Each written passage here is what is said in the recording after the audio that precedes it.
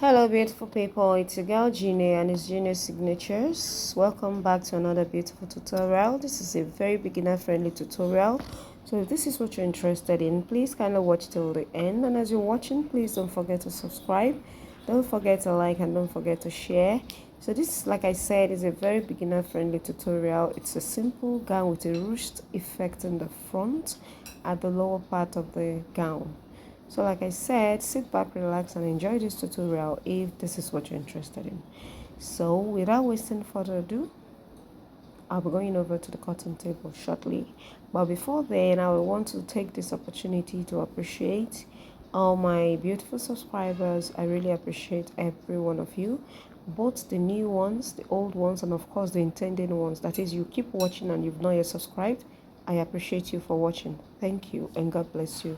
So without wasting further time, let's get over to the cutting table. So I have my fabric folded into two, and that is going to be for both the front and the back respectively. So you're going to be folding this based on your bust measurement, because that's of course the biggest part of my client's measurement. And I added like extra inches for my zipper. That is why one is longer than the other. So the next thing I did was to get my shoulder measurement divided by 2, and then came down for my armhole. Just divide your bust measurement by 6 and then add 1.5. And then I came down from my shoulder slope by 1 inch. And then the next thing I'm going to connect now is my neckline, which I did 3 inches by 1 for the back neckline. And then for the front neckline, I did 3 inches by 6.5 inches respectively. So those are the marks that I have there. So the next thing I'm going to do now is to divide my armhole into 2 and then come in by half an inch, and then of course go ahead to get my bust measurement divided by 4, and that is what I'm trying to use my tape to achieve. So I'll just divide that and then add 1.5 inches as my sewing allowance, and then I'll be connecting my armhole like so. I'm not making use of my pattern master because this fabric is a very bit shaky, so that's why I'm making use of my free hand. So I'll just go over to my waist measurement as well, divide the waist by 4 and then add 1 inch for that, and then 1.5 inches as sewing allowance, and then I'm going to be connecting that like so.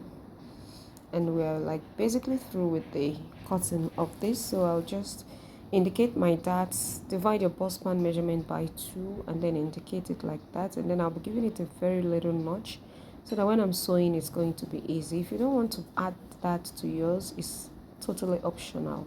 So now I'm cutting the back neckline and then the sides, as you can see.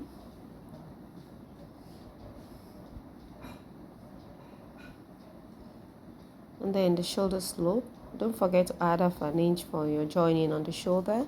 And then I'm going to notch my zipper, and then I'm going to be cutting out half an inch to avoid bulginess of the zipper at the back. And then of course at the waistline I'll lift the back off, the front off, and then slant off an inch like so. All this is just in a bit to avert bulginess of the zipper. And then for the front armhole, I'm going to be adjusting it like so by cutting out a bit of about half an inch from that, and then I'm cutting out the neckline. The neckline is going to be a V neckline, so I made use of the plain fabric for this upper part, and then for the lower part that I'll be making up for the skirt part to make it for the gown part, I beg your pardon, I'm making use of the flowered pattern for that. So this is the front piece and that was the back pieces. So I'm going over to the skirt part now. Like I folded the front piece, upper part, I folded the lower part as well. So how do you determine this? You got your half length for that other one, and then for the full length of this gown, in order to determine the length of the skirt, you just divide your full measurement minus your half length. Whatever you have left is going to be making up for the gown part, and then you add your sewing allowances.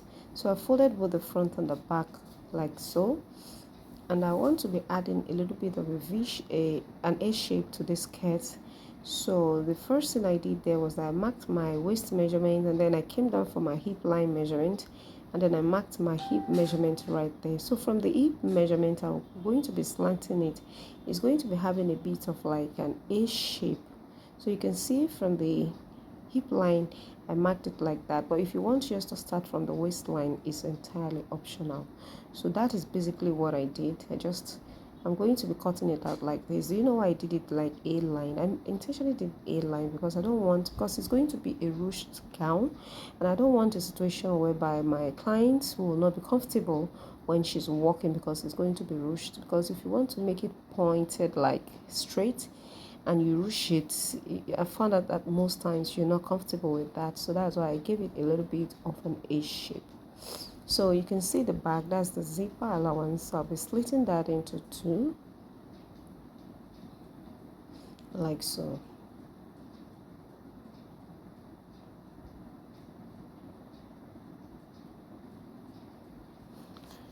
So we have our front piece and then we have our back pieces as well. So I just have to flip over so that you see what I want to do here. So I'll just get my bust span measurement and then give it a notch so that when sewing it will be very easy. So I'm going to be setting aside the back piece and then work on the front piece. So for this front piece, I'll just open it up like this. So depending on which side you would want your ruched effect to be. So like for my client, she wants it like exactly is on the thumbnail. It's going to be on the left side. So I'm going to be ruling the nipple to nipple, or the bust span measurement that I notched. I'm going to be ruling it all the way down like so. Just make sure the line is straight. You know, I told you that this fabric is kind of shaky, so I'm just trying to use my hand to highlight the lines that I've drawn like so. So this is what I have.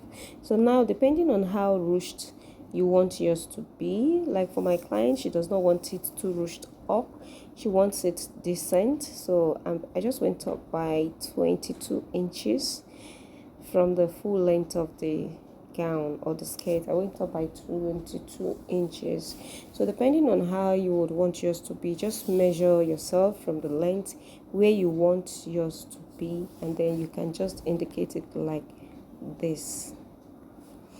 So the next thing I'm going to be doing now is to get a piece of fabric, and then I'll be showing you how I'm going to be doing that. So this is where I've gone ahead to turn the necklines and then join the shoulders.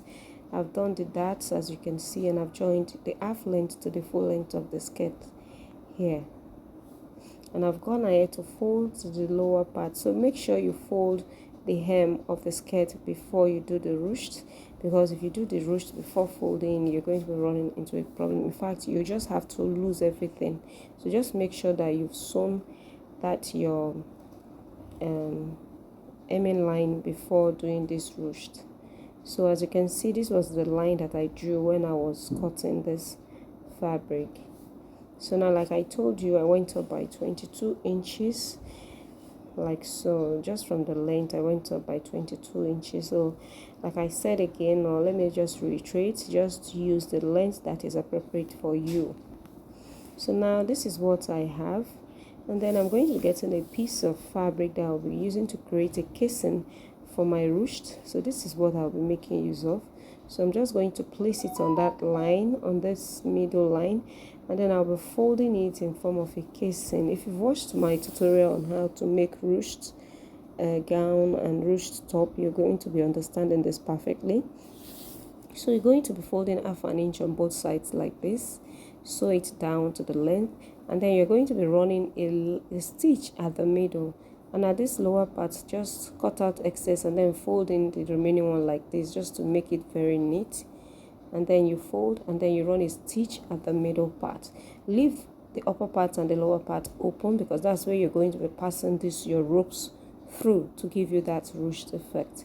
So it's going to be sandwiched inside like this. So when you are finished sewing, you're going to be making use of your safety pin to pass the rope through to the upper part, and then at the upper part you're going to be stitching it down so that it will put the ropes in place.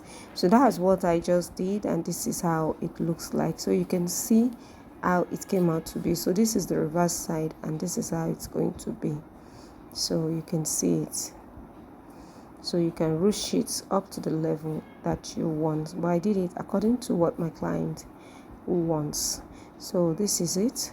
And I've gone ahead as well to fix my sleeves. I already have detailed tutorials on how to make sleeves, especially this type of sleeves. I already have enough tutorials on it. That's why I didn't bother to show you how to do that. What was left is for me to fix my zipper. I just ran a temporary stitch there, but I later fixed the zipper, and that was how it came out looking this beautiful.